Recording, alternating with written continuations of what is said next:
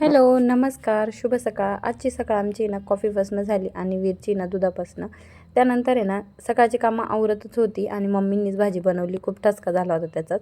आणि त्यानंतर मलईचा डबा खूप गच्च भरला होता. मग मिक्सर जारमध्ये ना मलाई टाकली आणि गरागरा फिरून घेतली. पण खूप वेळ झाला. आज लोण्याचा गोळा आहे ना वरती यायला खूपच उशीर झाला आणि त्याचं एक्स्ट्रा पाणी मी काढून घेतलं. त्याचा वापर आहे ना मी करतेच बरं का.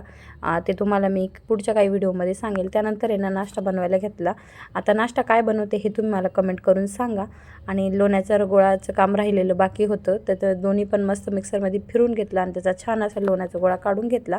आणि मी परत चांगलं पाण्याने धुवून घेतलं, कारण 4-5 पाण्याने धुतल्यावर लोण्याचा गोळ्याचा वास येत नाही किंवा तुपाचाही वास येत नाही. आणि त्यानंतर पटापट काम आवरायला घेतली होती, कारण माझे ना जायचं होतं वीरला दवाखान्यात घेऊन आणि त्याला आहे ना बरं नाही आहे. तर सर्दी त्याला तर आहेच, पण खोकलाही वाढला आणि ताप त्याचा काही कमी होत नाही आहे. त्यासाठी होते जे औषधं ते दिले, पण फरक काही पडला नाही, म्हणून मला डॉक्टरकडे त्याला घेऊन जायचं होतं.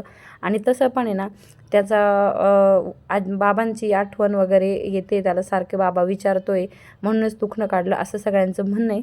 आणि तसं तो झोपेत पण बाबांना वगैरे आवाज देत राहतो, तर बहुतेक असू शकतं. आता डॉक्टरांनी एवढे औषधं दिले, तर वीरला औषधं बघून आहे ना रडूच येत होतं आणि त्याला औषधं घ्यायची नव्हती. पण बळजबरी औषधं दिले आणि त्यानंतर माझी राहिलेली फरची क्लीन करायची तेवढी क्लीन करून घेतली. आता भेटूया पुढच्या ब्लॉगमध्ये.